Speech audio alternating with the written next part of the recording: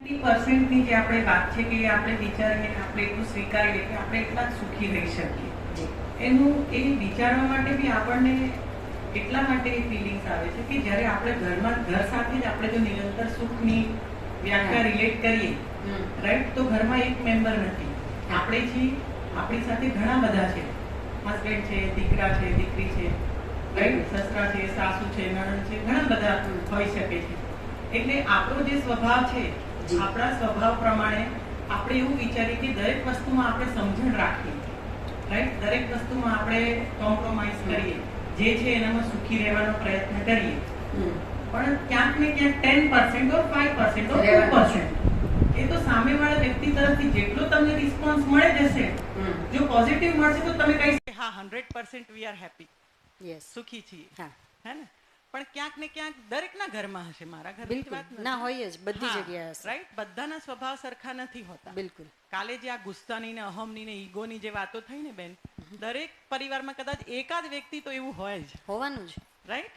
એટલે આપણે દરેક વસ્તુમાં કોઓપરેટ કરવા અથવા દરેક વસ્તુમાં આપણે એમની સાથે રિલેટ કરવા, સમજણ રાખવા, એ ગમે એવું મતલબ પછાડે કરે તો બી આપણે એમ સમજીએ કે ના, આપણે નેગેટિવ નથી થવું. હા, એટલે એ સ્થિતિમાં ક્યાંક જે 80-90% ની ફિલિંગ આવે ને એ આવશે. ના, બરાબર છે. તો ધીસ ઇઝ વોટ, જો આપણી લાઈફ સાથે રિલેટ કરીએ તો મને એવું લાગે છે.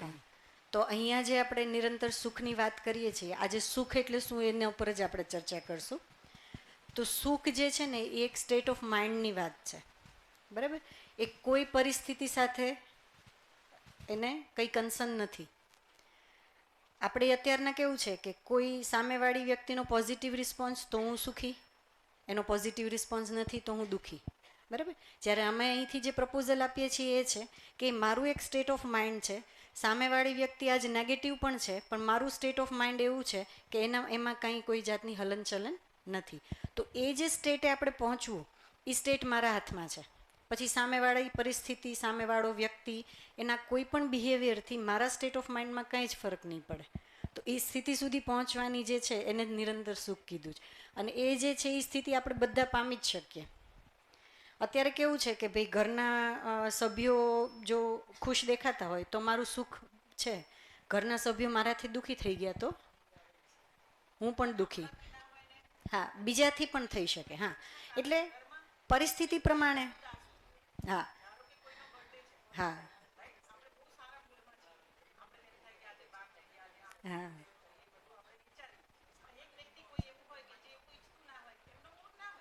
હા, બરાબર, બરાબર છે.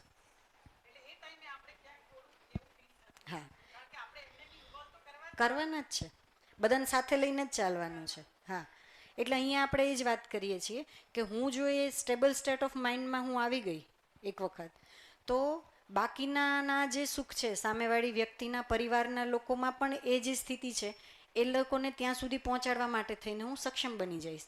જે કાલ સર સાથે પણ વાત થઈ કે આપણે એ પાત્રતાનો જ આપણો વિકાસ કરવાનો છે કે જે સ્ટેટ ઓફ માઇન્ડમાં હું છું ત્યાં સુધી હું બીજાને પણ પહોંચાડી શકું.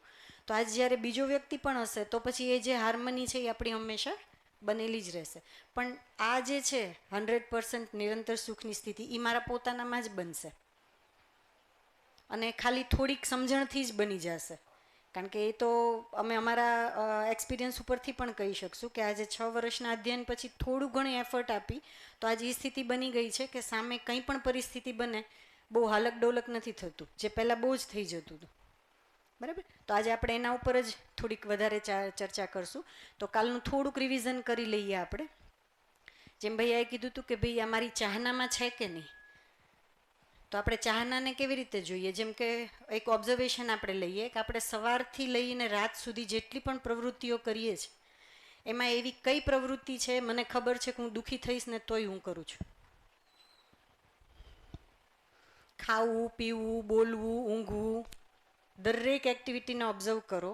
એવી કઈ એક્ટિવિટી છે મને ખબર છે કે હું દુઃખી થઈશ અને છતાંય કરું છું? એક એક્ટિવિટી એવી બતાવો. આપણે આપણામાં જ ઓબ્ઝર્વ કરવાનું છે. મને ખબર છે કે આનું રિઝલ્ટ દુઃખી થવાની છું અને છતાંય મને એમ છે કે હું એ કરું જ. હા, દીદીને ત્યાં માઇક આપશો. हाँ, ऐसी कौन सी एक्टिविटी है हम सुबह से लेके शाम तक अपने में ऑब्जर्व करें, ऐसी कौन सी एक्टिविटी हम कर रहे हैं कि वो करने के बाद मुझे पता है कि मैं दुखी ही होऊंगा, फिर भी मैं करूंगा, उसका रिजल्ट दुख ही है, फिर भी मैं करूंगा। ऐसी कौन सी एक्टिविटी हम करते हैं? खाना पीना, बोलना, सुनना, किसी से बात करना, सब उसमें आ जाएगा। तो हम अपने में ऑब्जर्व करके वो देखें कि ऐसी कौन सी एक्टिविटी हम करते हैं जिसका रिजल्ट मुझे पता है कि मैं दुखी ही होऊंगा, फिर भी मैं करूंगा। ત્યાં આપશો એમને, દીદીને પાછળ? तो ये अपने में ऑब्जर्व करके आप एक एग्जाम्पल ऐसा बताइए।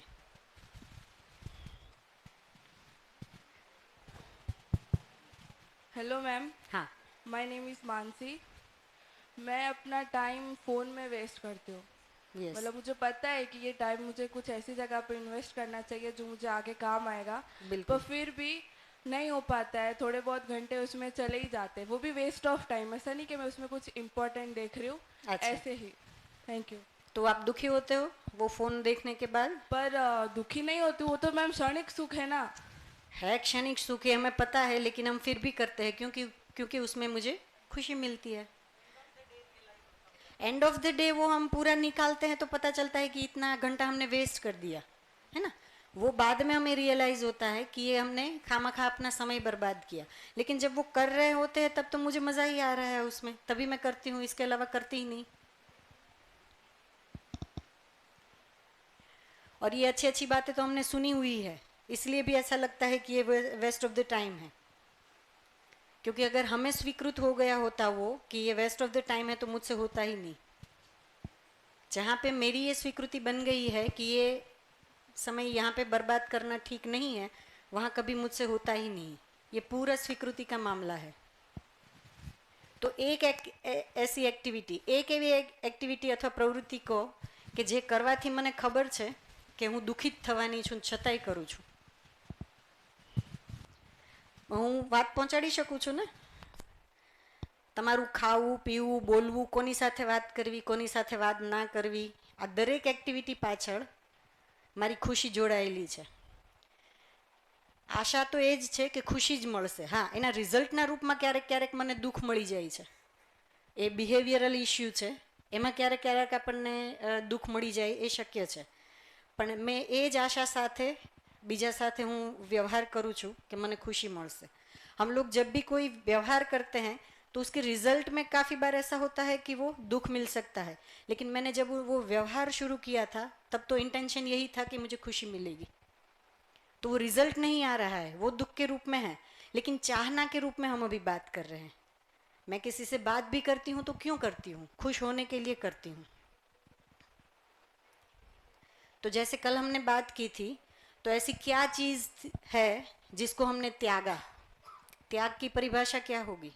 देख लीजिए आप।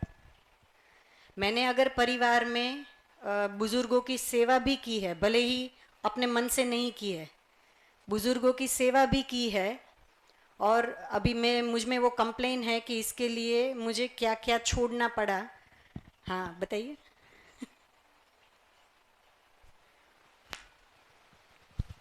Hello hello.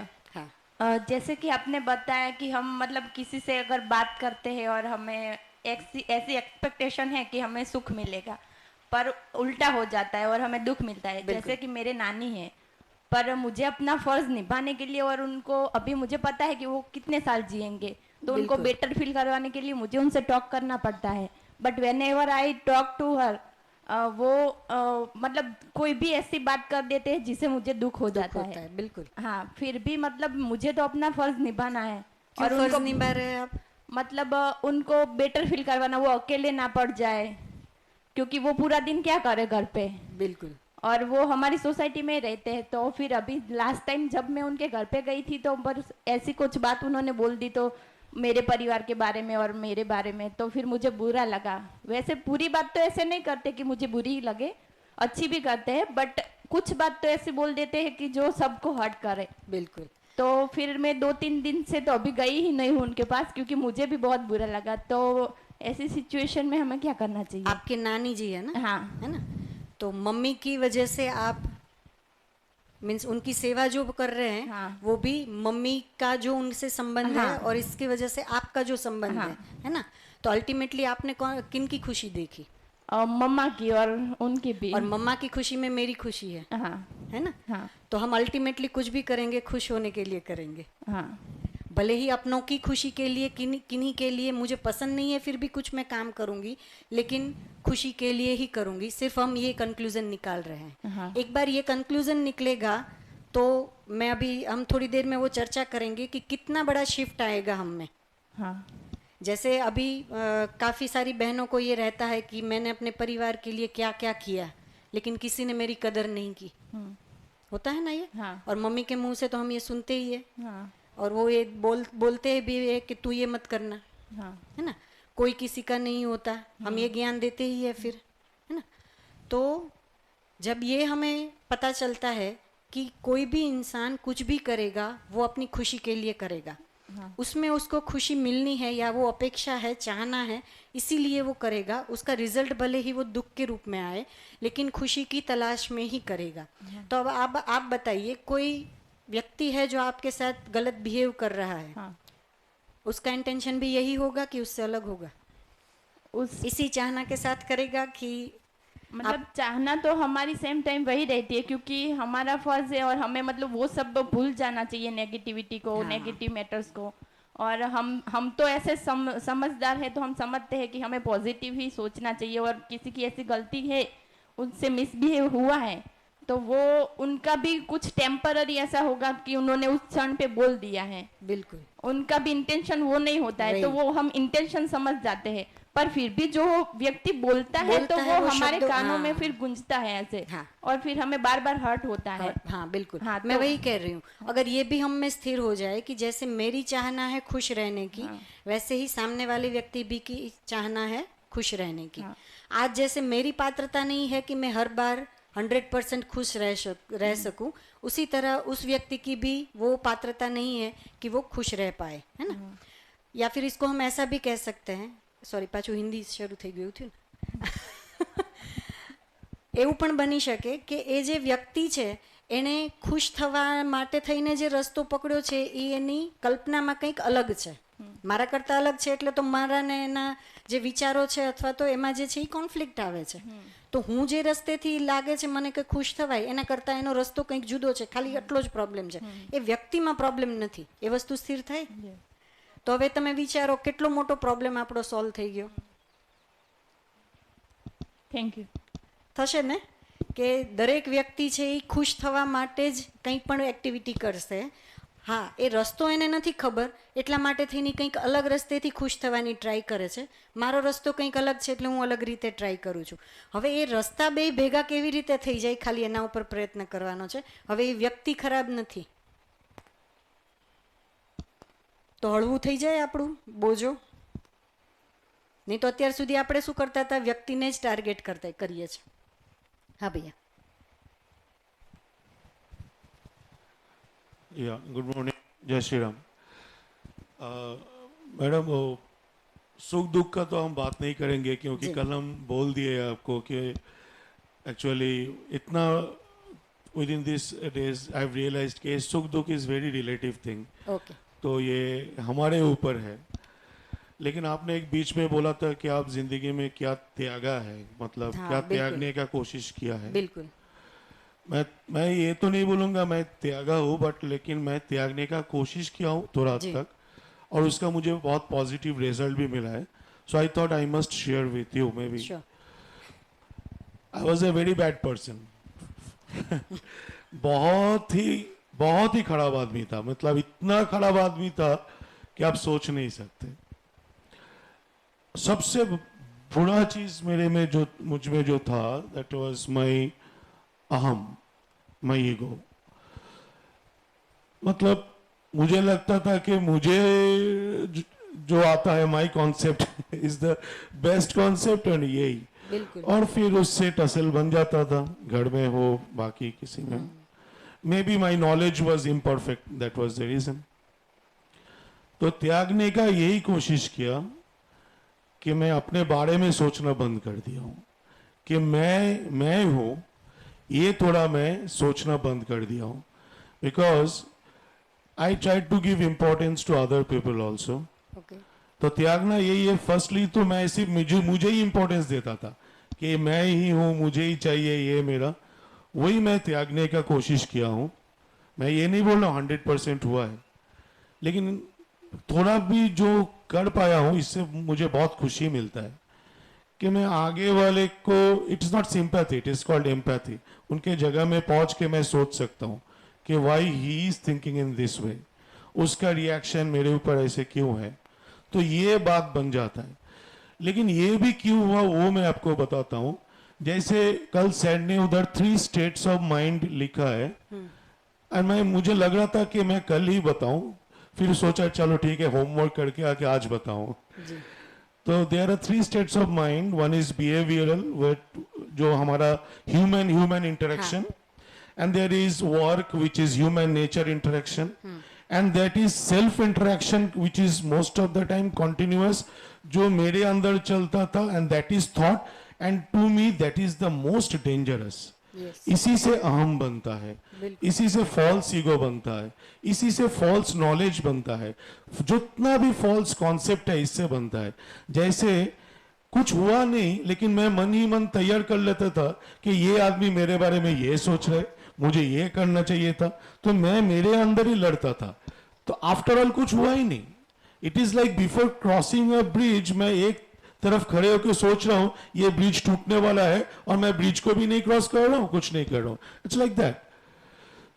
तो उसके बीच में there is another state of mind, जो मुझे लगता है अगर हम थोड़ा करके प्रैक्टिस करें तो it leads to a very good result, जिसको हम बोलते हैं शून्यता. और हम जो करते हैं वो हम अपने प्रभु के साथ मन लगा के बैठ जाते हैं.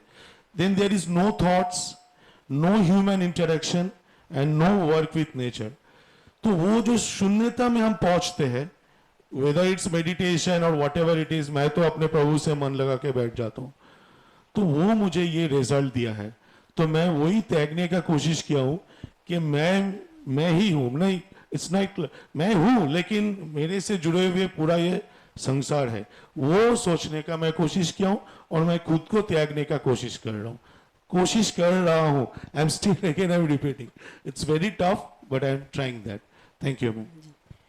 एक्चुअली जो आपने बात कही उससे मेरा जो ध्यान गया, उसमें जो त्यागना है, हम यहाँ पे क्या कह रहे हैं कि मैंने अपनी कुछ कंफर्ट को दूसरों में लगा दिया या फिर अपनी कंफर्ट को छोड़ दिया, है ना. जब आप क्या कह रहे हो कि मैंने दूसरों के बारे में सोचना शुरू किया, अपने आप को साइड में रखा, है ना, ताकि मैं दूसरों पे फोकस करके अपना जो ईगो है वो कम कर पाऊँ. यही आप बोलना चाह रहे थे ना, है ना.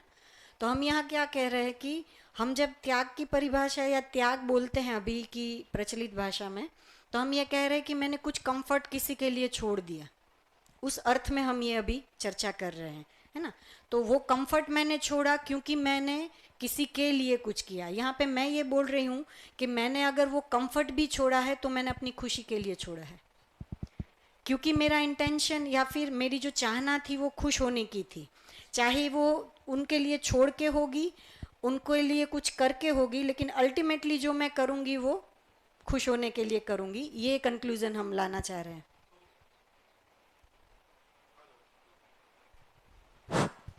तो वो भी मतलब मेरे लिए वो भी एक डेंजरस पॉइंट है. हम कभी सोचते हैं ना जी. कि मैं मेरे बेटे के लिए ये कर रहा हूँ, ये मैं त्यागा हूँ, मैं अपने बीवी के लिए ये कर रहा हूँ, मैं स्कूल के लिए कर रहा हूँ.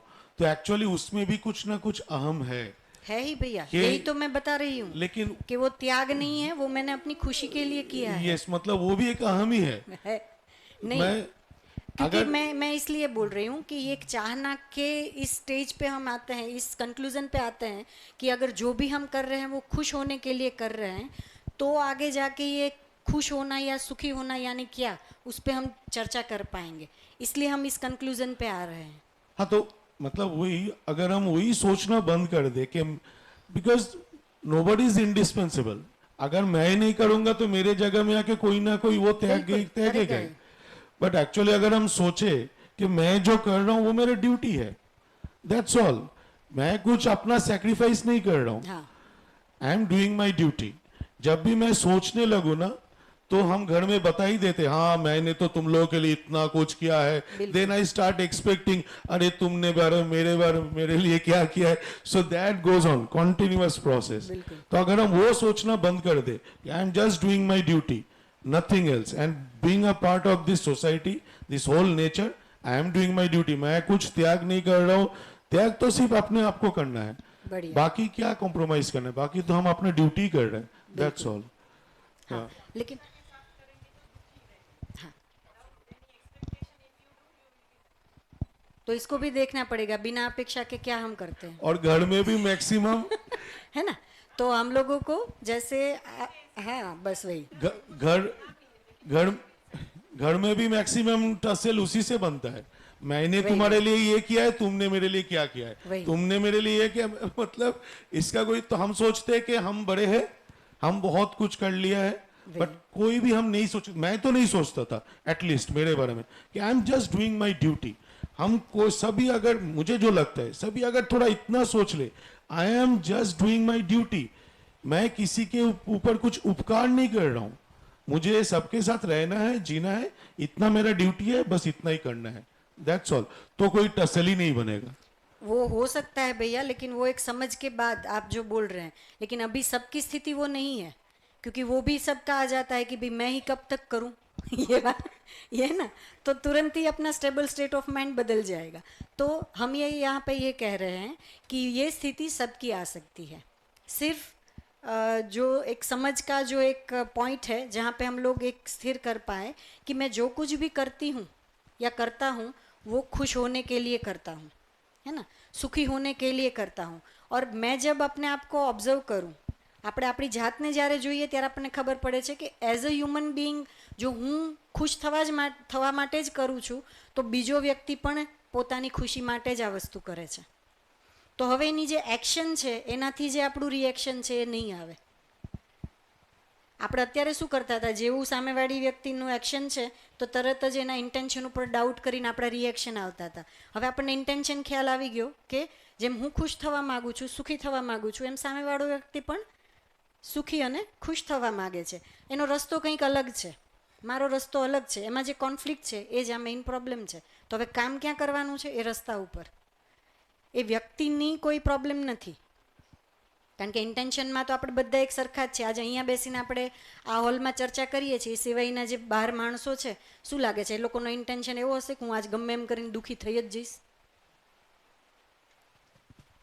આમે આપણે સામાન્ય ઓલામાં પણ આપણે વિચારીએ તો આપણને ખ્યાલ આવે જ છે કે કોઈ માણસ દુઃખી થવા માટે થઈને કોઈ પણ એક્ટિવિટી કરતું જ નથી. હા, એના રિઝલ્ટના રૂપમાં ચોક્કસ દુઃખ આવે છે, પણ હું દુઃખી જ થઈશ એટલે હું આ એક્ટિવિટી કરું છું એવું ક્યારેય નથી. તો આજે આપણે થોડુંક એના જ ચર્ચા કરીએ કે આજે સુખ કહીએ છીએ, સુખ એટલે શું? તો એક તો આપણામાં એ સ્થિર થઈ જાય કે આપણે કોઈ પણ એક્ટિવિટી કરશું, આપણી આખું લાઈફ ટાઈમ સવારથી સાંજ એ દરેક એક્ટિવિટી જે છે એ ખુશ થવા માટે કરીએ છીએ. તો અલ્ટિમેટલી જે આપણી ચાહના જે છે એ સુખ છે. તો ખાલી અહીંયા બેઠેલા આપણા આટલા લોકો માટે જ નહીં, પણ આખી માનવજાત માટે જે છે એનું લક્ષ્ય જે છે એ સુખી થવું છે. તો માનવ લક્ષ્ય જે છે એ સુખ છે. એ જો આપણામાં એક વખત ક્લિયર થશે તો હવે એ સુખી થવા માટે મારે શું કરવાનું છે? તો હવે સુખને સમજવાનું છે. સુખ એટલે શું? અત્યારે આપણા માટે થઈને સુખની ડેફિનેશન અલગ અલગ છે, બરાબર? જેમ કે આપણે તમારામાંથી જ આપણે લઈએ કે સુખ આપણે કોને કહીએ છીએ? શું કહીએ સુખ એટલે? જેમ કે કાલે ભૈયાએ તો આપી હતી डेफिनेशन, जो मुझे मेरे लिए जो पॉजिटिव है या मेरे अनुसार जो चलता है वो सुख, मेरे अनुसार नहीं है वो दुख. ऐसा ही है ना? મને જે એક રીતે ગમે છે, મને જે બરાબર લાગે છે એ રીતે કંઈ થયું તો એ મારા માટે સુખ, એ રીતે નથી થતું તો દુઃખ. આના સિવાય કોઈ સુખ અને સુખની ડેફિનેશન આટલું જ છે સુખ કે એના સિવાય કંઈ છે? સુખ કહીએ છીએ એ સુખની થોડીક પરિભાષા હું મૂકું છું, પછી આપણે એના ઉપર ચર્ચા કરીએ, બરાબર? આપણે અહીંયા કહીએ છીએ સુખ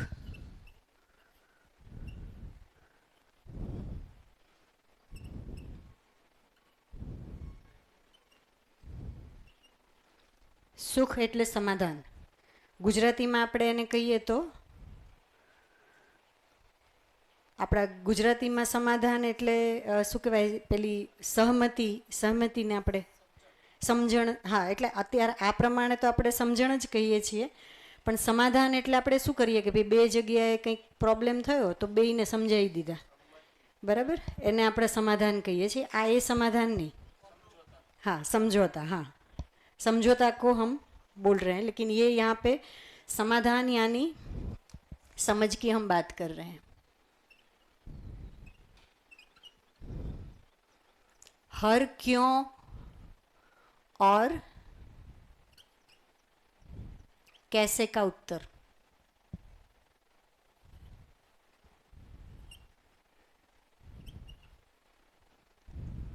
इसको हमने समाधान बोला.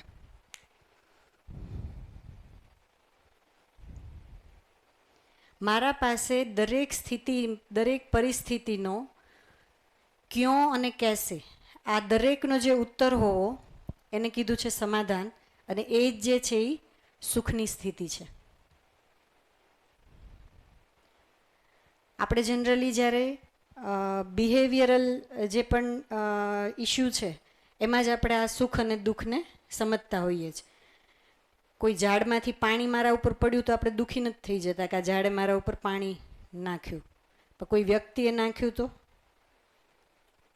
આપણે દુઃખી થઈએ છીએ, બરાબર. તો આ જે બિહેવિયરલ ઇશ્યુ છે એટલે કે માનવ વચ્ચેની જ વાત છે. તો માનવ વચ્ચેની જેટલી પણ સ્થિતિઓ છે એ દરેકના શું કામ એ બની અને કેવી રીતે બની એના જે ઉત્તરો જે છે એ મારી પાસે હોવા એને સુખની સ્થિતિ કીધી છે. તો હવે એ કેવી રીતે આવે?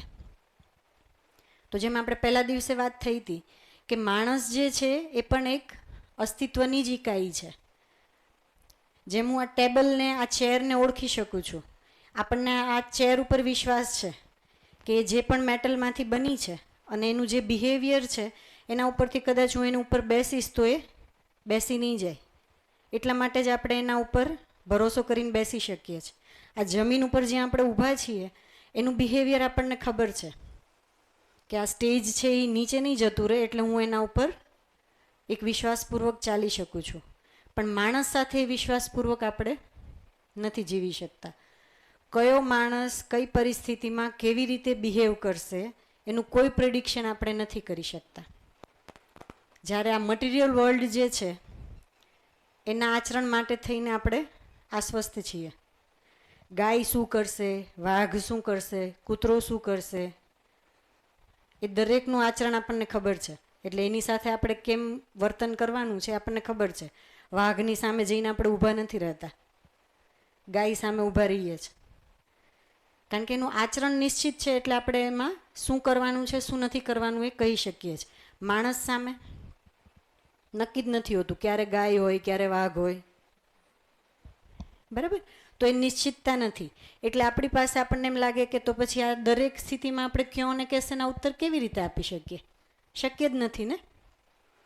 જ્યારે આપણે અહીંયા શું કહીએ છીએ કે જેમ આ જે મટીરિયલ ઓર્ડર છે એના એટમને આપણે ભણી શક્યા, એવી જ રીતે માણસ પણ એક અસ્તિત્વની ઇકાઈ છે, એને પણ આપણે આવી જ રીતે ભણી શકશું. જેમ એટમ ભણીએ છીએ ને એવી જ રીતે કોઈ એક એટમ છે, એટમમાં ન્યુક્લિયસ છે, એમાં ઓર્બિટ્સ છે, એમાં પ્રોટોન, ન્યુટ્રોન, ઇલેક્ટ્રોન છે, એની લેવડ દેવડ થાય છે. આમાં આટલા પરમાણુ અંશ શું કહેવાય સબ એટોમિક પાર્ટિકલ્સ હોય, એ છૂટા પડીને બીજામાં જાય તો એ કંઈક આવો અણુ બને.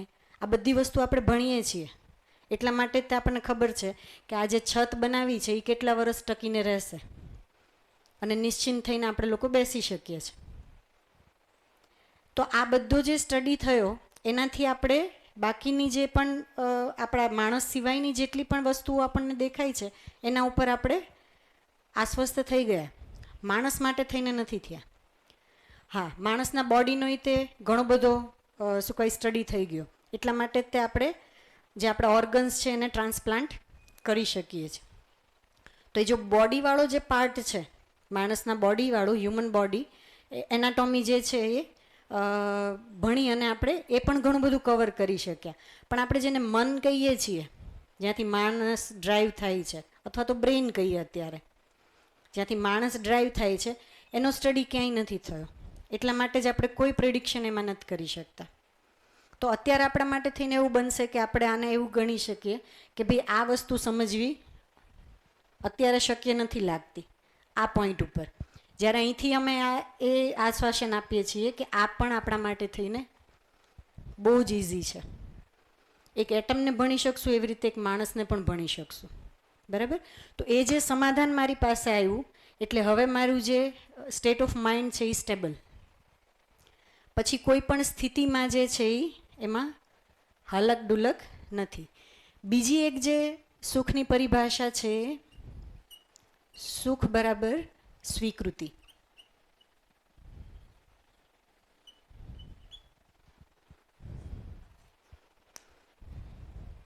જે જગ્યાએ સ્વીકૃતિ ત્યાં સુખ, જે જગ્યાએ અસ્વીકૃતિ ત્યાં દુઃખ. જેટલી લાંબી સ્વીકૃતિ એટલું લાંબુ સુખ, જેટલી ટૂંકી સ્વીકૃતિ એટલું દુઃખ. તો આવું છે કે નહીં?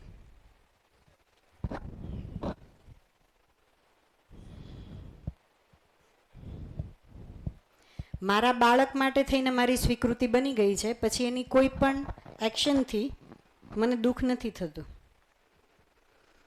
જે જગ્યાએ મારી સ્વીકૃતિ નથી બની ત્યાં કોઈ પણ માણસની નાની અમસ્તી એક્શન એ તે મને દુઃખી કરી દે છે. આવું છે કે નહીં?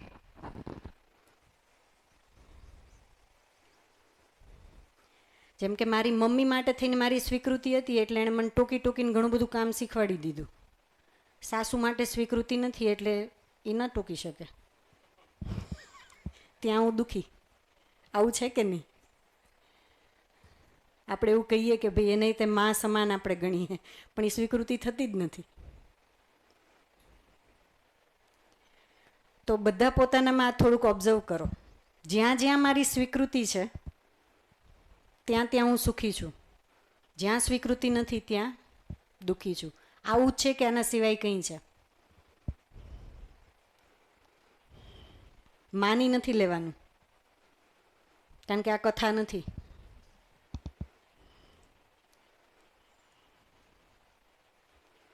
આમાં આપણે ક્રોસ ક્વેશ્ચનિંગ કરવાના છે. બધી જગ્યાએ બધી સ્વીકૃતિ થઈ જાય તો કેમ પ્રશ્નો નથી થતા?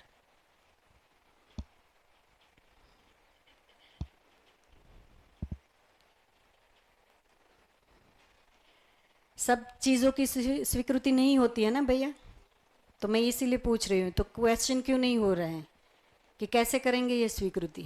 हाँ हाँ भाई, हाँ दीदी.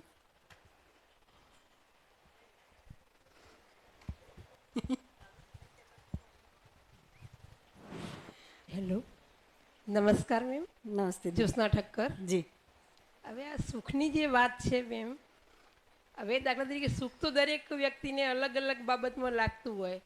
હવે મારી બાબતમાં દાખલા તરીકે મને એવું છે કે હું દાખલા તરીકે એમ કે ઘરના તમામ સભ્યોને કે કોઈ પણ જગ્યાએ જે બી વર્ક મને મતલબ કામ સોંપે એ જ્યાં સુધી હું નિષ્ઠાપૂર્વક પ્રામાણિકતાપૂર્વક એ પૂરું ન કરું એટલે ત્યાં સુધી મને એવું લાગે હું પોતે દુઃખી છું એમ.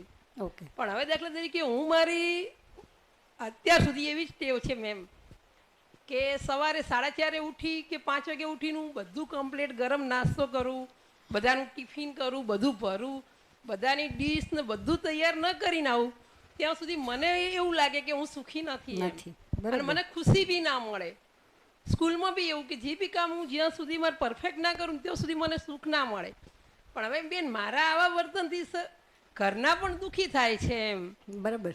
તો એનું એમને એવું થાય છે કે આ કેમ દરરોજ એવી 4:30-5 વાગે ઉઠીને દોડ ગાંડાની જેમ તું ગાંડી છે. ઘણી વખત મને એવું પણ છોકરા કહી દે કે મમ્મી તું તારી બાબતમાં કશું વિચારતી જ કેમ નથી, તને કેમ એમાં સુખ દેખાય છે? તો બેન એવા સમયે મને ઘણી વખત કન્ફ્યુઝ રહે કે હું શું કરું એમ. તો બાળકો બી દુઃખી ના થાય, ઘરવાળા, મારા સાસુ બી ખુદ કે આખો દિવસ શું જ્યોત્સના કે થોડી વાર તો તું બેસ, કંઈક તને આખો દિવસ પ્રવૃત્તિ સિવાય કંઈ સૂચતું જ નથી. સ્કૂલમાં બી બધા ટીચરો ઘણી વખત મને કે જ્યોત્સના બેન કંઈક કોઈક દિવસો તમે ફ્રી બેસો એમ. પણ બેન મને જ્યાં સુધી એમ થાય કે કામ જ કરું તો જ સુખી મળે, ખુશી મળે, સુખ મળે એવું થાય. તો એનું શું કારણ બેન એમ? એટલે મારી પ્રવૃત્તિથી બીજા દુખી ના થવા જોઈએ એ પ્રશ્ન છે ને એવું એટલે તમારો? મને એમ થાય કે મારી પ્રવૃત્તિ જેવી એવી કે જેથી બાળકને એવું ન થવું જોઈએ કે મમ્મી ઘણી વખત મને રાત્રે બેસાડીને કે ખરા કે મમ્મી તું થોડી વાર તો કે તું તારા માટે કંઈક આપ એમ, પણ મને એમ થાય કે ના હું બધાને જ્યાં સાચું. સુધી કામ એ રીતે, એ મારો સ્વભાવ છે કે હા, એટલે અત્યારે આપણે એ જ ચર્ચા કરીએ છીએ કે જે જગ્યાએ મારી સ્વીકૃતિ બની ગઈ છે, મેં એ સ્વીકૃત કરી લીધું છે કે મારી જે પણ જવાબદારીઓ છે એમાં હું 100% રહું. હા એ મારી સ્વીકૃતિ બની ગઈ છે એટલે હું એમાં ખુશ રહી શકું છું, અથવા તો એ મારા માટે સુખ છે. બીજાની દ્રષ્ટિથી એટલા માટે થઈને, કારણ કે તમારી એજ પ્રમાણે કદાચ એ લોકો તમને એમ વિચારતા હોય કે તમારા શરીરને પણ હવે આરામની જરૂર છે, બરાબર છે? એટલે એ લોકો તમને એવી રીતે જોવે છે કે ભાઈ તમારા શરીર પ્રમાણે એને તમને આરામની જરૂર છે, તો તમે થોડુંક રેસ્ટ પણ કરી લો. પણ આ વસ્તુ બહુ ઇઝીલી બાળક સુધી કન્વે થાય કે મને આ કરીને ઘણી બધી ખુશી થાય છે. એ તો હું સમજાવું છું પણ બેન તો એ છતાં બાળકો ઘણી વખત મને એમ કહે છે કે મમ્મી તું હવે થોડું છોડી, કદાચ અમારું ટિફિન નહીં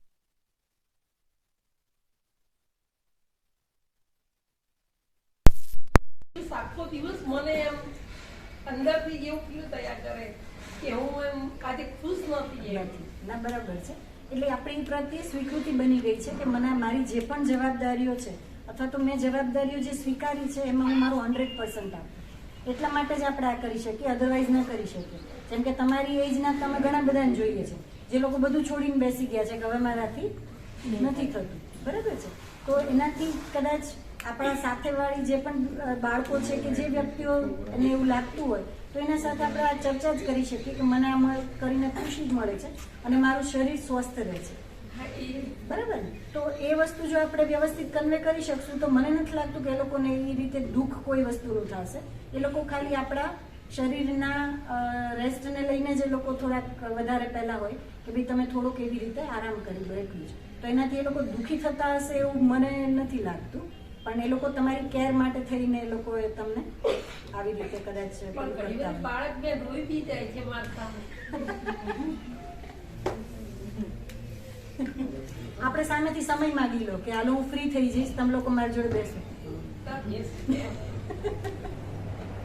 બરાબર? આપણા માટે થઈને જે વસ્તુ ઇમ્પોર્ટન્ટ હશે ને, જે આપણે પ્રાયોરિટી કરી હશે ને, આપણે એના માટે થઈને આપણું તન મન ધન લગાવી દેશું.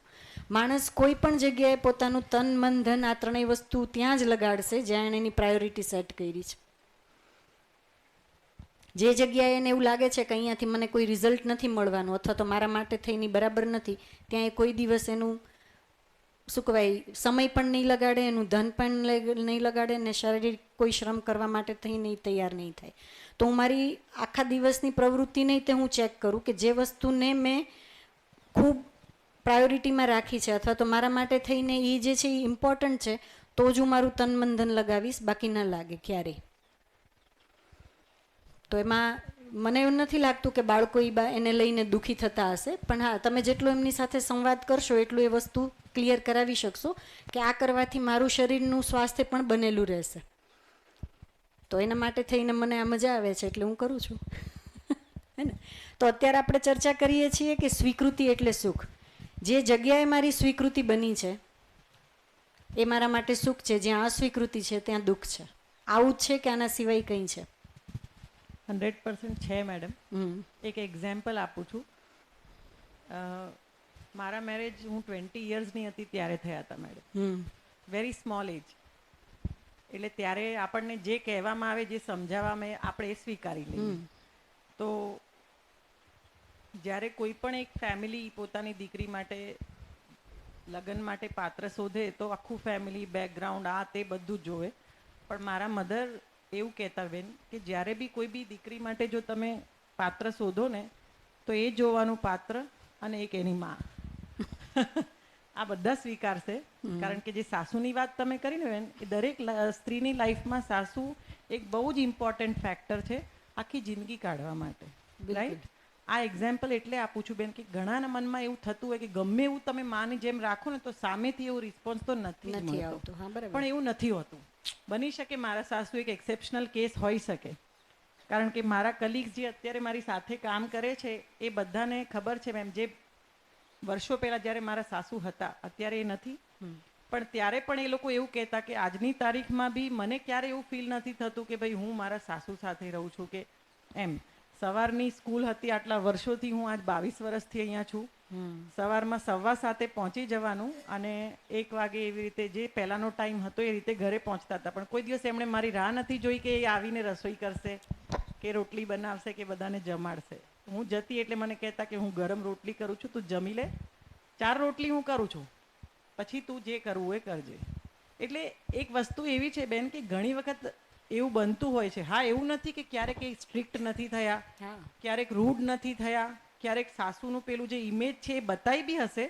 પણ મેં જ્યારે મેરેજ કર્યા ત્યારે મારા મમ્મી એક જ શબ્દ કીધો હતો કે આમણે આખી લાઈફ બહુ જ દુઃખ જોયું છે.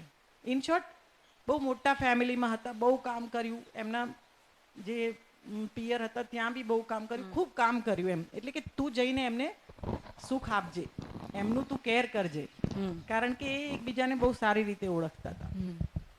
એટલે એમણે એ જ કહ્યું હતું. એટલે એ પહેલેથી લગ્નના પહેલા દિવસથી એક સ્વીકૃતિ હતી બરાબર. કે એ પણ માં છે. એ સ્વીકૃતિ સાથે આપણી લાઈફની જ્યારે શરૂઆત કરી તો 20 વર્ષ હું મારા મમ્મી સાથે રહીને 20 વર્ષ એક્ઝેક્ટ મારા સાસુ સાથે રહી. પણ આજ સુધી બી એવું નથી થતું કે કદાચ મમ્મી ઓછી યાદ આવે પણ સાસુ વધારે યાદ આવે.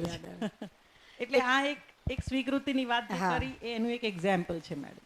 સ્વીકાર કરીને જો આપણે જીવીએ છીએ, હા બની શકે સામેથી રિસ્પોન્સ ના બી મળે, જે હું કહું છું બધાના કેસમાં ના હોય, પણ આપણે સ્વીકાર કરી લઈએ તો ખુશ રહી શકીએ છીએ, સુખ મળી શકે છે. જેમ તમે શેર કર્યું તો એનાથી એક બીજો એક પોઈન્ટ એ પણ નીકળે, તો સ્વીકૃતિ જે છે એ કેવી રીતે થશે? કોમ્પ્રોમાઇઝ?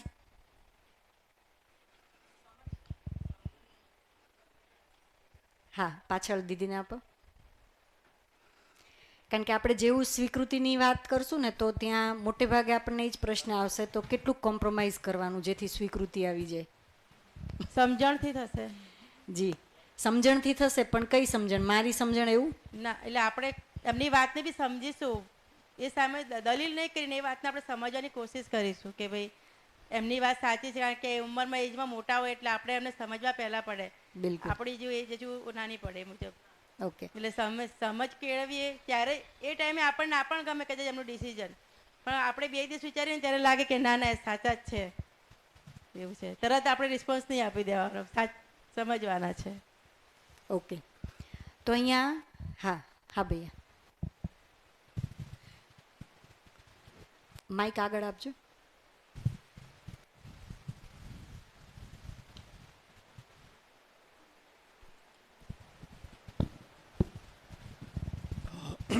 सॉरी ये जो आपने पॉइंट बताया मैडम, ये तो एकदम very vital, very important, very dangerous एक ही साथ बोलूं.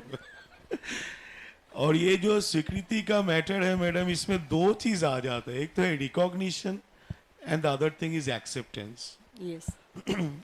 और शायद ये स्थिति से हम सभी गुजर चुके हैं. बिल्कुल. ये हमारे सोसाइटी ये जो समझ है, इसमें जीने के लिए इस फेज से सबको ही जाना पड़ा है. मैं तो बहुत बार जा चुका हूँ. और मैं ये देखा हूँ खास करके, किसी को आप फुल डिप्रेशन मोड में ले जाना हो जी, तो उसको टोटली अनएक्सेप्टेबल कर दो. अच्छा. तो वो इतना डिप्रेस्ड हो जाता है, अपने ऊपर कॉन्फिडेंस भी खो देता है, नेगेटिव थिंकिंग आ जाता है. तो आप तो दुख बोल रहे हैं, मैं तो बोलता हूं वो पागल हो जाता है. So this is such a dangerous thing. तो उसमें क्या होता है ना, मेरे साथ भी ऐसा हुआ था. बट एक ही चीज शायद हमको रियलाइज करना है कि दुनिया में आप सबको खुश नहीं रख सकते. बिल्कुल. अगर मैं अपना काम ठीक से कर रहा हूं तो ऐसे ही होगा ही. फैमिली में, रिलेटिव्स में, जहां पे काम करते हैं उधर सब जगह में अच्छे नहीं होता है. लेकिन ये जो स्वीकृति है वो अचानक चला जा सकता है. आज मैं हीरो हूं, कल टोटली वो 0 से नेगेटिव, ऐसे उनका रिएक्शन हो सकता है. But whether I am doing my work properly, अगर सिर्फ हम उसमें ध्यान दें तो इस स्थिति से हमको गुजरने नहीं पड़ेगा. तो ये जो सुख और स्वीकृति है, it's a very vital thing. इससे बच के ही हमको चलना है. और इसके लिए सबके लिए प्रॉपर प्लानिंग होना ही है. इस समझ में जीने के लिए इन सोसाइटी में। तो इसका एक एग्जाम्पल है संत तुकाराम। तो मैं जब भी ये चीज आता है तो मैं उनके बारे में सोचता हूँ। संत तुकाराम जी का स्वीकृति देखिए इन हिज ओन फैमिली।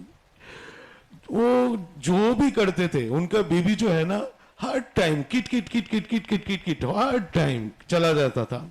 एक बार तो ऐसा हुआ, वो गन्ने कुछ लाने गए थे और गन्ना लेके आ रहे थे, कुछ बच्चा खेल रहे थे, मांग लिया तो आधा के ऊपर गन्ना दे दिया। घर वापस आया तो वही गन्ने से पीट दिया संत तुकाराम को। संत तुकाराम उसी में खुश, कुछ नहीं, क्योंकि उनको मालूम है वो अपना काम कर रहे, भगवान का नाम ले रहे। उसका बीबी किटकिट करे या मारे, उसका स्वीकृति देखिए उसके फैमिली में जीरो, बट वो खुशी थे। तो वो स्टेज में जाना बहुत मुश्किल है, but at least we can take an example from that. स्वीकृति रखना हर जगह में मेरा इंपॉर्टेंस, एक तो बात हुआ ना इंपॉर्टेंस ही हुआ, स्वीकृति का दूसरा एंगल से देखेंगे तो इंपॉर्टेंस वो आज हो सकता है, इसके साथ हो सकता है, कल नहीं भी हो सकता है, बट मैं ही रहूंगा, मेरा काम मुझे करके ही जाना है। बस उतना ही मुझे बोलना था। Thank you. हाँ, तो आपने जितने भी पॉइंट्स बताए उसमें मैं जो समझी, तो हम सामने वाले की मेरे लिए स्वीकृति इसकी बात नहीं कर रहे हैं, मुझ में जो स्वीकृति है उसकी बात कर रहे हैं। तो अगर मैं किसी के को स्वीकृत करती हूँ, जैसे आपने संत तुकाराम का ही एग्जाम्पल दिया, उसने सब कुछ स्वीकृत करके रखा था तो उसके लिए कोई स्थिति दुखदायक थी ही नहीं। तो मैं उस स्थिति की बात कर रही हूँ। अगर मुझ में वो स्थिति बन जाती है, स्वीकृति की स्थिति, अभी यहाँ पे स्वीकृति को भी हम खोलेंगे, है ना, इसलिए मैं बोल रही हूँ कि आप लोग क्वेश्चन कीजिए किस बात की स्वीकृति, क्योंकि स्वीकृति को हम समझौता भी कहते हैं, कॉम्प्रोमाइज़ भी कहते हैं, है ना। तो तुरंत ही ये होगा कि भाई सब कुछ आप कॉम्प्रोमाइज़ करके स्वीकृत करते जाओ क्या, तो उससे वो मेरे सुख की स्थिति नहीं बनेगी।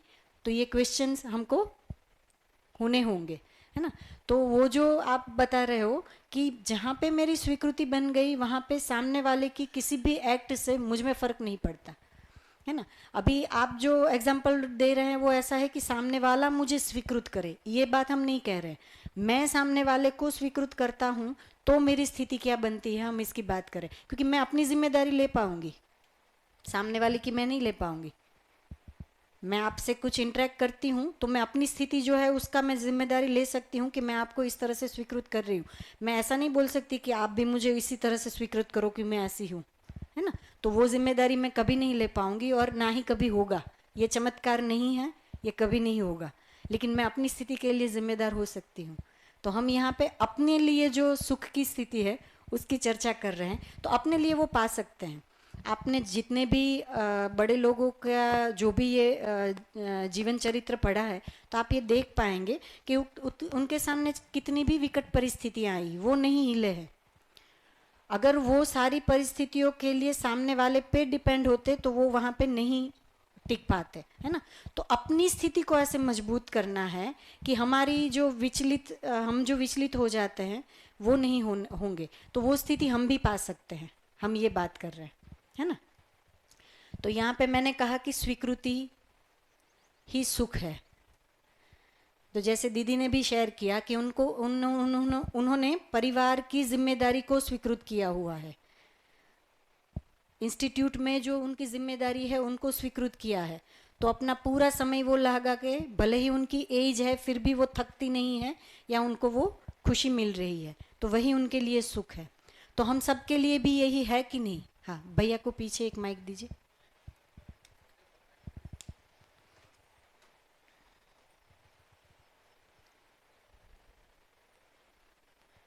पीछे।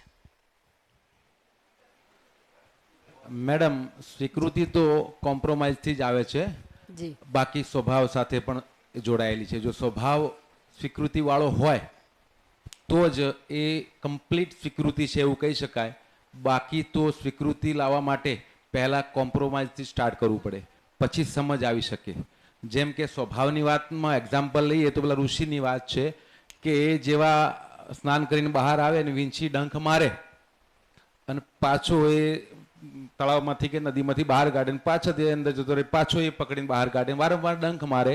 ત્યારે એમને કોઈકે પૂછ્યું એ ડંખ મારે છે અને તમે બહાર કાઢો છો, તો કે એનો સ્વભાવ છે, એની પ્રકૃતિ એ છે કે એ ડંખ મારવાનું કાર્ય કરે. મારી પ્રકૃતિ એ છે દયાની કે જેને હું બહાર કાઢું. તો એમનો સ્વભાવ એવો થયો, તો એમણે એ સ્વીકારી લીધી વાત કે મારે આ કરવું જ પડે, કારણ કે હું સાધુ છું અને મારો ભાવ દયાનો હોઈ શકે, અને દયાનો ન હોય તો હું સાધુ ન કહેવાઉં. તો આ પ્રમાણે સ્વભાવથી એક સ્વીકૃતિ આવે છે. પરંતુ આપણા જેવા સામાન્ય માણસ માટે મારું કહેવું છે કે કોમ્પ્રોમાઇઝ જરૂરી છે, અને કોમ્પ્રોમાઇઝની સાથે સાથે ધીરે ધીરે ધીરે સમજ કેળવાય ત્યારે સ્વીકૃતિ 100% બની શકે છે. ચોક્કસ. હજી આ સ્વીકૃતિને આપણે થોડીક વધારે ખોલશું એટલે આપણે સમજી શકશું કે એમાં કોમ્પ્રોમાઇઝ છે કે સમજ છે. બરાબર. પણ એક થોડુંક શું કહેવાય અનુરોધ એ પણ કરું કે આપણે છે ને આ દરેક પ્રસ્તાવ જે આવે છે ને એને હું મારી જાતે, મારામાં અને મારા પરિવારમાં જ જોઉં. કારણ કે આ બધી સ્ટોરીઝ જે છે એ આપણે ઘણી બધી સાંભળી છે. આપણે એ બધાને સીધું ત્યાંથી રિલેટ કરીને એને આની સાથે જોડીને આપણે ઘણી વખતે વિચારતા હોઈએ. પણ હું એવું કહું છું કે મેં જ્યારે તમને અહીંથી એવું કીધું કે જે જગ્યાએ મારી સ્વીકૃતિ બની છે ત્યાં મારી સુખની સ્થિતિ છે, જ્યાં સ્વીકૃતિ નથી બની ત્યાં દુઃખની સ્થિતિ છે. આ હું મારામાં પણ જોઈ શકીશ. તો હું મારામાં જોઉં, કારણ કે એ જે ઇન્સિડન્સ બન્યો, જ્યાં લખાણો અને આપણે વાંચીએ છીએ તો બની શકે કે કંઈકનું કંઈક ઇન્ટરપ્રિટ થઈને પણ અહીંયા સુધી આપણા સુધી પહોંચ્યું છે, અને નથી આપણે એ ઋષિને મળ્યા. બરાબર. તો બની શકે કે એ જે વસ્તુ એમણે કરી એ કયા ઇન્ટેન્શનથી કઈ રીતે કરી છે એ આપણને અત્યારે ખ્યાલ નથી. પણ આજે ચર્ચા થાય છે અને સીધી હું મારી જીવન સાથે જોડીને જોઈશ તો હું એને બહુ જલ્દી રિલેટ કરી શકીશ. જેમ કે મેં જે જગ્યાએ જે સંબંધને સ્વીકાર્યો છે એ જગ્યાએ હું એ રિલેશનમાં સુખપૂર્વક જીવી શકું છું. જે જગ્યાએ થોડી ઘણી સ્વીકૃતિ છે, થોડીક અસ્વીકૃતિ છે, તો ત્યાં એ સંબંધમાં મને સુખ દુઃખ આવ્યા જ કરે છે. આવું થાય છે કે નહીં? હે ને? તો આજે આખું કન્ટેન્ટ છે ને આપણે થોડુંક એવી રીતે જોવાની ટ્રાય કરીએ. કારણ કે આ બધા ઇન્સિડન્ટ્સ જે છે એ આપણા મહાન જેટલા પણ ગ્રંથો છે, જે મહાનુભાવો છે એ લોકોએ આપણને કીધેલા જ છે. પણ એનાથી આપણા જે આચરણમાં જે પરિવર્તન આવવું જોઈતું હતું એ હજી સુધી નથી આવ્યું. કારણ કે આપણે કથાઓ તો ઘણી સાંભળીને અને હજી કથાઓ ચાલુ જ છે, છતાંય તે જે એક સમાજમાં આપણને પરિવર્તન દેખાવું જોઈએ નથી દેખાતું. તો ક્યાંક એ વસ્તુ લેકિંગ છે. આપણને પછી ઘણી વખત એવું પણ થઈ જાય કે ભાઈ એ તો કરી શકતા હતા, આપણે ન કરી શકીએ. બરાબર. જ્યારે અહીંયા આપણે એમ કહીએ છીએ કે દરેક માણસ એ સ્થિતિને પામી શકે. એટલા વિશ્વાસ સાથે આ વસ્તુને સબ્જેક્ટિવલી આપણે ભણી શકીએ છીએ, ઓબ્જેક્ટિવલી. તો એ ભણી શકીએ છીએ એટલા માટે જ તે આપણે એને એવી રીતે પ્રૂવ કરી શકીએ છીએ કે એક વ્યક્તિ જે છે એના બિહેવિયરને પણ, તમે જે સ્વભાવની વાત કરો છો એ સ્વભાવને પણ આપણે અહીંયા સમજી શકશું કે માણસનો સ્વભાવ શું છે, એને પણ આપણે બોર્ડ ઉપર સમજી શકશું. આ થોડુંક એક નવું જ પહેલું લાગે આપણને કે માણસના સ્વભાવને આપણે બોર્ડ ઉપર કેવી રીતે સમજી શકીએ, પણ પોસિબલ છે. કારણ કે માણસ જે છે એ પણ એક અસ્તિત્વની વાસ્તવિકતા છે, એક ઇકાઈ છે. જો બાકી બધાનો સ્ટડી થઈ શકતો હોય તો માણસનો થઈ જ શકે. હા, એના તરફ અત્યાર સુધી ધ્યાન નહોતું ગયું, હવે એક અનુસંધાન આવ્યું જેમાં ધ્યાન ગયું છે, તો એ જ તમારી સામે રાખીએ છીએ કે આવી રીતે આપણે આખા ઓબ્જેક્ટિવલી સ્ટડી કરી શકશું. બરાબર. તો અહીંયા જે આપણે સ્વીકૃતિ કહીએ છીએ, સ્વીકૃતિ કોમ્પ્રોમાઇઝ છે કે નહીં એના ઉપર આપણને ક્વેશ્ચન હોવા જોઈએ. આપણે અહીંયા કોમ્પ્રોમાઇઝ કહીએ છીએ તો ના, સ્વીકૃતિ કઈ બાબતોની હશે? વ્યવસ્થાની સ્વીકૃતિ હશે.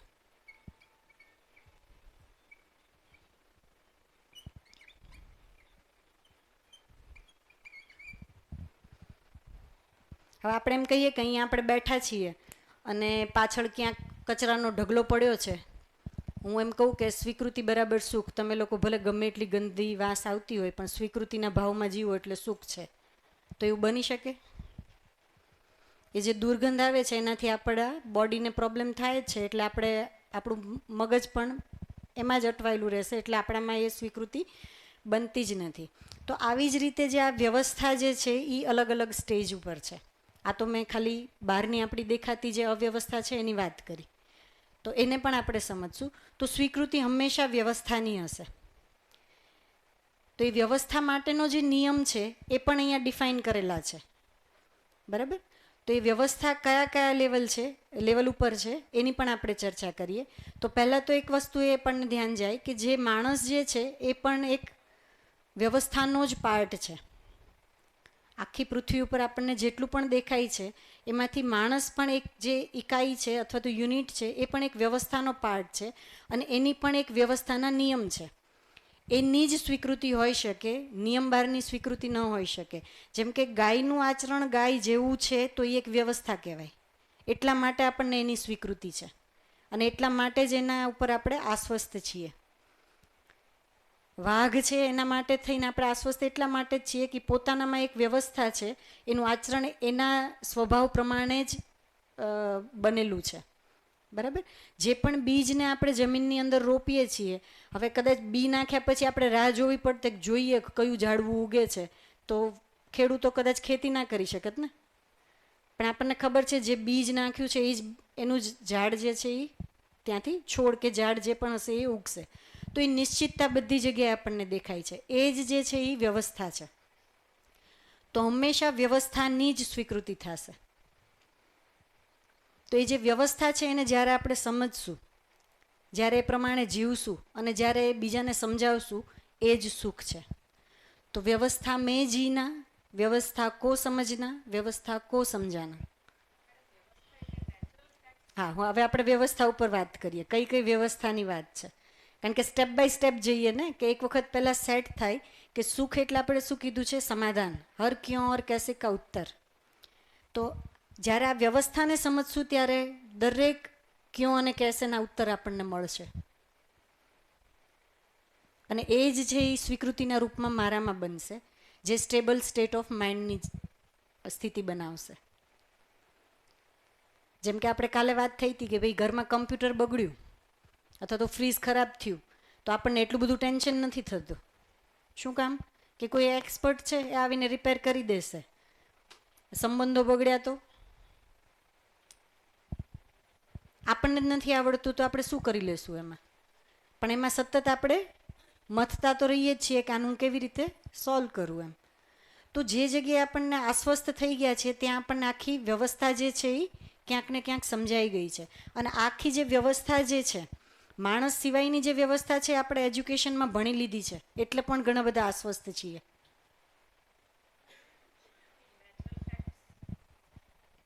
બરાબર. તો વ્યવસ્થા કયા કયા સ્તરે છે એને હવે આપણે સમજીએ. તો અહીંયા સુધીમાં કાંઈ હજી પ્રશ્ન હોય તો પહેલાં લઈ લઈએ કે આપણે સુખ એટલે એમ કહીએ છીએ કે સમાધાન. સમાધાન એટલે હર ક્યોં અને કેસે એનો ઉત્તર એ મારી પાસે હોવો. બરાબર. અને બીજી એની ડેફિનેશન આપી કે સુખ એટલે સ્વીકૃતિ. તો સ્વીકૃતિ શેની? વ્યવસ્થાની સ્વીકૃતિ.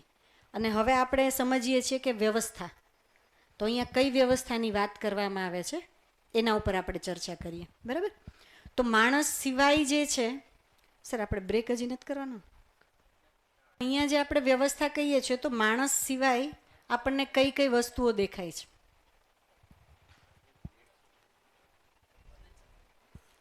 માણસ સિવાય આપણને આ પૃથ્વી ઉપર કઈ કઈ વસ્તુઓ બીજી દેખાય છે? માણસ સિવાય કંઈ દેખાય છે કે નથી દેખાતું? હા, બસ એવું.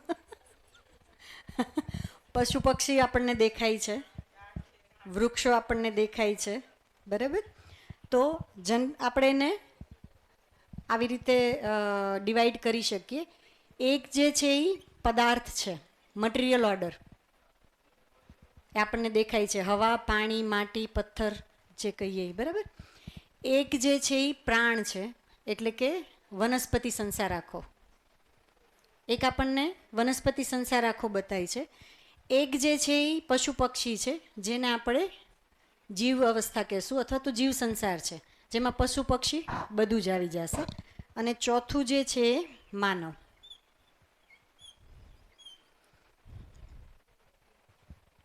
આ ચાર વસ્તુ આપણને દેખાય છે. આના સિવાય કંઈ? જી ભૈया.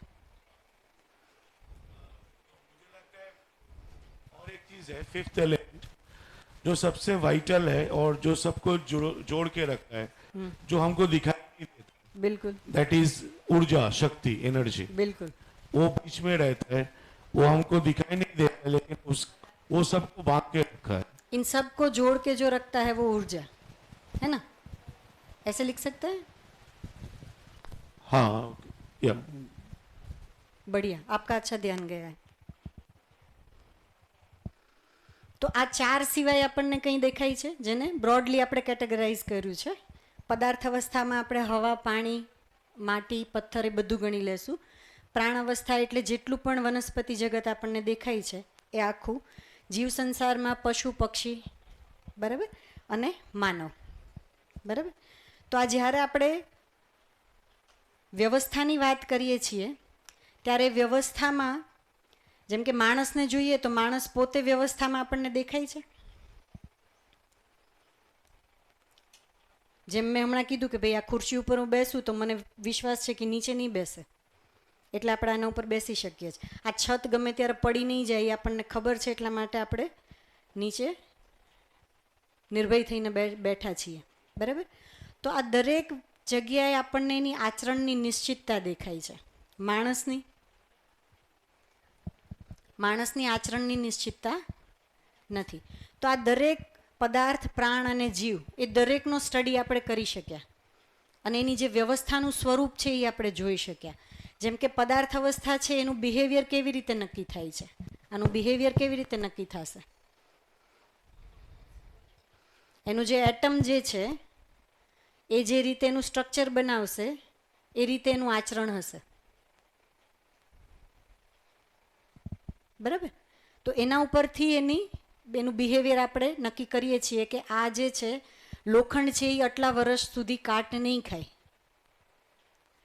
માટી છે એની સાથે સિમેન્ટ અને બીજી પણ જે વસ્તુઓ ભેગી કરીને જ્યારે આ સ્ટ્રક્ચર બનાવવામાં આવશે તો આટલા વર્ષ સુધી એ નહીં પડે, બરાબર. પછી એવી જ રીતે મેં જેમ કીધું કે ભાઈ વનસ્પતિ ઉપર આપણે કેવી રીતે વિશ્વાસ કરી શકીએ છીએ, તો જે બીજ નાખીએ છીએ એ બીજ જ ઉગે છે. એક આચરણની નિશ્ચિતતા છે કારણ કે એ એક વ્યવસ્થા છે એમાં, બરાબર. એવી જ રીતે જીવ સંસાર, જે ક્રૂર પ્રાણીઓ છે, અક્રૂર પ્રાણીઓ છે એને આપણે અલગ કરીને જોઈ જ શકીએ છીએ. તો ક્રૂર સાથેનું બિહેવિયર, અક્રૂર સાથેનું બિહેવિયર જે છે એ જે અક્રૂર છે એને આપણે પાલતુ બનાવીએ છીએ. તો ત્યાં જે છે એ આપણને એક વ્યવસ્થાનું સ્વરૂપ દેખાય છે. તો આખું આ જે પૃથ્વી ઉપરની જેટલી પણ આપણને ઇકાઈઓ દેખાય છે એમાં આ ત્રણેય અવસ્થામાં આપણને વ્યવસ્થા દેખાય છે. અને એ સિવાય જ્યારે પૃથ્વીની બહાર જઈએ તો આપણે જેને સોલાર સિસ્ટમ કહીએ છીએ તો ત્યાંય પણ વ્યવસ્થાનું સ્વરૂપ છે કે નહીં? કારણ કે આપણે અત્યારે વ્યવસ્થા શું છે એ સમજીએ છીએ, તો માણસમાં તો વ્યવસ્થા નથી, તો એ સમજવા માટે થઈને આપણે પ્રકૃતિ પાસે જ જવું પડશે. જેમ કે જે પણ સ્ટડી થયા એનાથી જે ગ્રહગોળ છે, જેટલા પણ ગ્રહો છે એની જે ગતિઓ છે એ અમુક લાખ કિલોમીટર પર અવરથી એ ગતિ કરે છે, બરાબર. પૃથ્વી પોતે ગતિ કરે છે, એમાં ચંદ્ર જે છે એ પોતે પણ ગતિ કરે છે અને પૃથ્વી ફરતો પણ ગતિ કરે છે. પછી પૃથ્વી જે છે એ સૂર્ય ફરતું ગતિ કરે છે, તો ચંદ્ર જે છે એ પોતાની ગતિ, પૃથ્વી સાથેની ગતિ અને સૂર્ય સાથેની ગતિ ત્રણને મેન્ટેન કરે છે. અને એમાં આપણે આજે કલ્પના કરીએ કે એમાં ફ્રેક્શન ઓફ સેકન્ડનો પણ જો કોઈ એકાદો ગ્રહ ભૂલ કરી નાખે તો દિવાળી હોય ને, તો એવું ક્યારેય નથી થતું. આપણે આટલા સમયથી માનવજાત જે પૃથ્વી ઉપર છીએ સ્ટડી તો આપણે કર્યો, પણ આ ક્યારેય આ પ્રોબ્લેમ તો થયો જ નથી કે આ બે ગ્રહો અથડાઈ ગયા ને બે તૂટી ગયા ને એના હિસાબે થઈને ત્રીજા ગ્રહને આ નુકસાન પહોંચ્યું, એવું ક્યારેય સાંભળ્યું જ નથી આપણે. તો આ એક વ્યવસ્થાનું સ્વરૂપ જે છે એને જોવા માટે થઈને, એને સ્ટડી કરવા માટે થઈને આપણે પ્રકૃતિમાં જવું પડશે, કારણ કે માણસમાં તો એ વ્યવસ્થાનું સ્વરૂપ છે જ નહીં, બરાબર. તો એ પ્રકૃતિમાં જે વ્યવસ્થા છે એને સમજતા સમજતા આપણે માનવ સુધી પહોંચીએ. કારણ કે આપણે એમ કહીએ કે ભાઈ કંઈક વ્યવસ્થા છે અને વ્યવસ્થાનું સ્વરૂપ છે, તો પહેલાં આપણે ચિત્રણ બનાવવું પડશે ને, અને કેવી રીતે આપણામાં સ્થિર થાય કે ના ના આપણામાં કંઈક વ્યવસ્થા હશે. જો પૃથ્વી ઉપર બાકીની જેટલી પણ એન્ટિટી છે એ એક વ્યવસ્થાનું સ્વરૂપ હોય અને એકબીજાની સાથે તાલમેલમાં જીવતા હોય, જેમ કે આપણે પૃથ્વીનું જ ઇવોલ્યુશન જોઈ લઈએ, જે પૃથ્વી બની તો એમાં કેટલા કરોડો અબજો વર્ષના એના પ્રયત્નો, કે એક માણસ અવતરે ત્યારે એના માટે થઈને ઓક્સિજન રેડી હશે, પાણી રેડી હશે, જે માણસની જરૂરિયાત છે, એ પ્રકારની વનસ્પતિ તૈયાર હશે એના શરીરના પોષણ માટે થઈને. એ ખાલી કલ્પના કરીએ તો એ આપણને આમ એમ થઈ જાય કે પૃથ્વીએ કેટલો શ્રમ કર્યો. જેમ કે ક્યારેક પાણી પણ બન્યું હશે ને આપણે બીજા ગ્રહો ઉપર જઈને પાણી શું કામ શોધીએ છીએ? કારણ કે જો પાણી ત્યાં બની ગયું હશે અથવા તો પાણી હશે તો માનવના આવવાના ચાન્સીસ છે.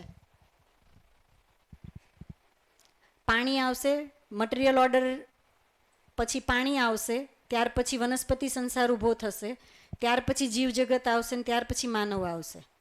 આજે કદાચ આપણે ગ્લોબલ વોર્મિંગની જે વાત કરીએ છીએ તો સૌથી પહેલાં જવાવાળી એન્ટિટી કોણ હશે પૃથ્વી ઉપરથી? પશુ પક્ષીને એટલું બધું કંઈ ફરક નહીં પડે ને વનસ્પતિને નહીં થાય, પહેલાં આપણે જ હશું. જે પ્રોબ્લેમ આપણે જ ઊભો કર્યો છે એમાં જશું પહેલાં આપણે જ, માનવ જ. તો પૃથ્વીનો શ્રમ આપણને દેખાશે કે હજારો લાખો વર્ષના શ્રમ પછી તો આજે પૃથ્વી જ્યારે ઇવોલ્વ થઈ, અથવા તો જે પણ આપણે એના માટે થઈને થિયરી બનાવતા હોય, બિગ બેંગ કહીએ છીએ કે જેનાથી પણ એ આખું સ્ટ્રક્ચર ઊભું થયું, તો ક્યાંક એ શ્રમ તો થયો જ ને. જેમ કે આપણે કહીએ છીએ કે પહેલાં ડાયનાસોર હતા, બરાબર, હવે અત્યારે નથી. તો આપણે આગળ ભણીએ છીએ એમાં એ પણ એક લોજિક આવે છે કે ભાઈ ત્યારના સમયમાં જે પણ પૃથ્વીનું વાતાવરણ હતું એમાં કાર્બન ડાયોક્સાઇડનું પ્રમાણ વધારે હતું, ત્યાં માણસ સસ્ટેન કરી શકે એમ જ નહોતો. અને ત્યારના જે વૃક્ષો હતા એ જ ઊંચાઈના, એ જ હાઇટના હતા. જે આપણે આમાંની એક બુક છે કર્મદર્શન, એ જ્યારે વાંચીએ ત્યારે એમાં બધું જ એ વસ્તુ વિસ્તારથી લખેલી છે કે આજે પૃથ્વીનું એક લેયર છે જેને આપણે કોલસો કહીએ છીએ, એ બનવા માટે થઈને પણ હજારો વર્ષોનો શ્રમ છે પૃથ્વીનો. કે એટલા મીટર ઊંચા વૃક્ષો હતા જે સડીને અંદર આખું કોઈ કોલસાનું લેયર બન્યું, જેનાથી પૃથ્વીનું વાતાવરણ છે એ બેલેન્સ થઈને રહે છે. આજે આપણે એ કાઢી નાખ્યું એટલે પૃથ્વીનું વાતાવરણ જે છે એ ઇમ્બેલેન્સ છે. તો આ દરેકનો શ્રમ છે. અને એ વ્યવસ્થા શેના માટે થઈને તૈયાર થઈ હતી કે એક માણસ આ પૃથ્વી ઉપર આવી શકે.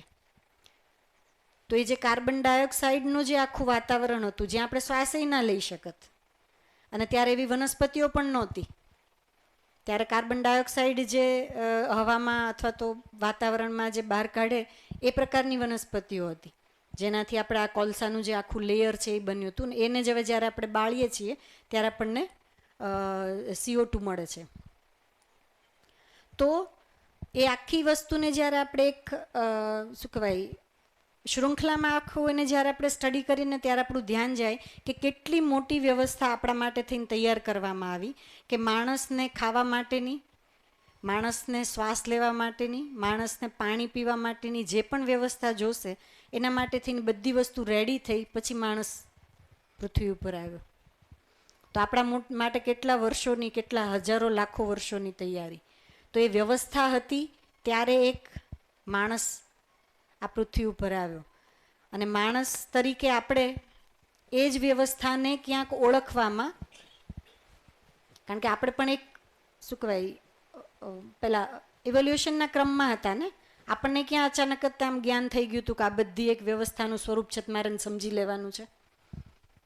તો આપણે પણ એ જ એક ક્રમમાં છીએ કે આજે ધીરે ધીરે સાયન્સે જેટલો સ્ટડી કર્યો તો એનાથી આપણું ધ્યાન જાય છે કે પૃથ્વીમાં એ વ્યવસ્થા ઊભી થવા માટે થઈને શું કામ થયું, સાથે સાથે માણસમાં પણ એ કેવી રીતે ઇવોલ્વ થયું. જેમ આપણે કાલે વાત કરી કે ભાઈ પથ્થર યુગમાં તો પહેલાં મારે જે જીવજાનવરોથી બચવાનું હતું એ જ કામ કરવાનું હતું કે હું કેવી રીતે સુરક્ષિત રહી શકું, એટલે તો મને ગુફાની જરૂર પડી. હા સર, आपने इतना अच्छा एक बात इधर मैं बोलूँगा छेड़ा है जी, सो वेरी इंटरेस्टिंग. तो मैं एक चीज़ ऐड करके आपसे एक चीज़ पूछूंगा विथ योर परमिशन. हाँ हाँ सर. हमने इतना कुछ बोल लिया लेकिन एक वेरी इंपॉर्टेंट गैस के बारे में भी बोलना भूल गया, दैट इज नाइट्रोजन. हाँ, सो देखिए हाउ इंटेलिजेंट इट इज. अगर सिर्फ ऑक्सीजन होता था तो शायद हमारा ग्रोथ इस स्तर पे चला जाता था तो एग्जिस्टेंस में मुश्किल होता था, because it would have been rapid oxidation within us. Okay, पृथ्वी जल भी जा सकता था. तो उसी परसेंटेज में नाइट्रोजन भी दिया गया है. बिल्कुल. सो कभी कभी आपने जो ये बात छेड़ा है अभी उसके ऊपर मैं आपसे एक प्रश्न करता हूँ विद परमिशन. जी. सो ये बात बोल के do you believe that there is some almighty creator? Because no creation is possible without a creator. तो मैं आपसे पूछता हूँ फ्रैंकली जी, कि इफ सच ये अगर इतना इंटेलिजेंट व्यवस्थापना है जो हमारे लिए करके रखा है, बिल्कुल. आप बोल रहे कि ये कितना सालों का श्रम है, अगर श्रम है तो कोई तो श्रमिक होगा. बिल्कुल. So then who has done that? So do you believe that there is some almighty creator? मैं भगवान नहीं बोलूंगा, मैं अल्लाह नहीं बोलूंगा, मैं कुछ नहीं बोलूंगा, मैं इतना बोलूंगा कि मे बी सम परमात्मा जो हमारे अंदर जो है वो ये वस्तु में नहीं है, दैट इज आत्मा, तो वो उससे कनेक्टेड है. तो डू यू बिलीव कोई है almighty creator? मैं अभी तो ऐसा कह पाऊंगी कि जितना भी ये स्टडी किया है कि ये कोई करता नहीं है, ये हो रहा है ऑटोमेटिकली. ऑटोमेटिकली. इसलिए नहीं बोल पाएंगे क्योंकि सब चीज़ एक दूसरे के साथ जुड़ा हुआ है. एक चीज़ हुई उसके लिए उसके साथ दूसरी चीज़ बन रही है. और उसके लिए आपने ये बहुत ही बढ़िया ये जो ऊर्जा लिखाया है ना, मुझे ये एक्चुअली जो हम आप ऑलमाइटी जिनको जोड़ रहे हैं, मैं उसको ऊर्जा के साथ जोड़ रही हूँ. ऊर्जा है ना. Okay. अब ऊर्जा कोई देने वाला है कि नहीं वो हम बात कर सकते हैं. ये ऊर्जा में है और ऊर्जा से ही वो प्रेरणा मिल रही है कि ये सारा चीज़ हो रहा है. अदरवाइज आप देखिए जैसे साइंस में हम लोगों ने एटम ढूंढ लिया, सब एटॉमिक पार्टिकल भी देखा, लेकिन सब एटॉमिक पार्टिकल जो है वो कैसे मूव हो रहा है, उसके लिए एनर्जी कहाँ से है, ये क्यों ढूंढ नहीं पा रहे हम लोग. इसीलिए तो क्वांटम वर्ल्ड में जाते जाते वो लोग और भी पागल हो जा रहे. वो बोल रहे हैं इसका अंत कहाँ पे है. इस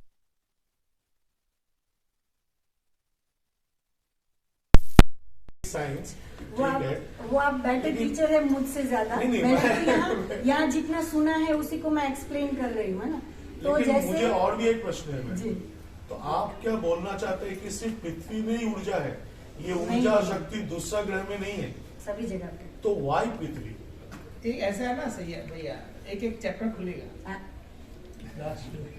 ऐसे जल्दबाजी मत करो, जल्दबाजी में बहुत सारी चीजें लास्ट डे तक हम ये ऑलमाइटी को भी पढ़ लेंगे, ऐसा है. और ये शिविर का मतलब इतना ही है कि यहाँ से इतना समझ में आएगा कि ये कुछ जानने वाली चीज तो है. अब मुझे आगे बढ़ना है, इतना ही होगा.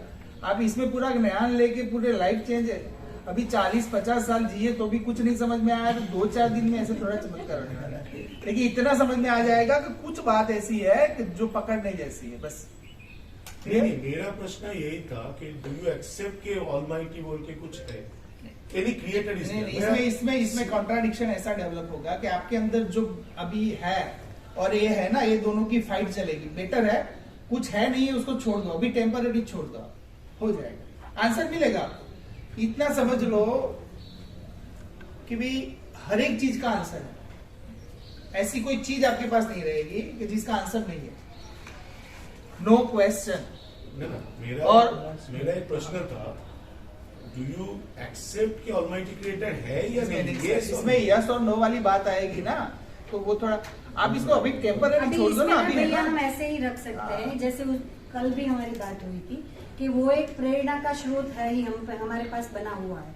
अब वो जो प्रेरणा हमें मिल रही है, भले ही पृथ्वी में ये चारों अवस्थाओं को व्यवस्था में रहने की भी अगर प्रेरणा ही है ना, आप जैसे बोल रहे थे कोई इनको रख रहा है ना, तो मैं ये बोल रही हूँ कि अगर वो प्रेरणा भी मिल रही है तो वो क्या है उसको हम समझेंगे. वो आपके लिए भी वही है और मेरे लिए भी वही है, तो हम पॉइंट तो एक ही जगह पे पहुंचेंगे. और ऐसे क्वेश्चंस आते हैं वो स्वाभाविक है, उसमें कोई गलत नहीं है. हर एक क्वेश्चन ऐसे ही आएगा और वैसे ही इसका फैक्टरी की बात मत करो, सिर्फ प्रोडक्ट की बात.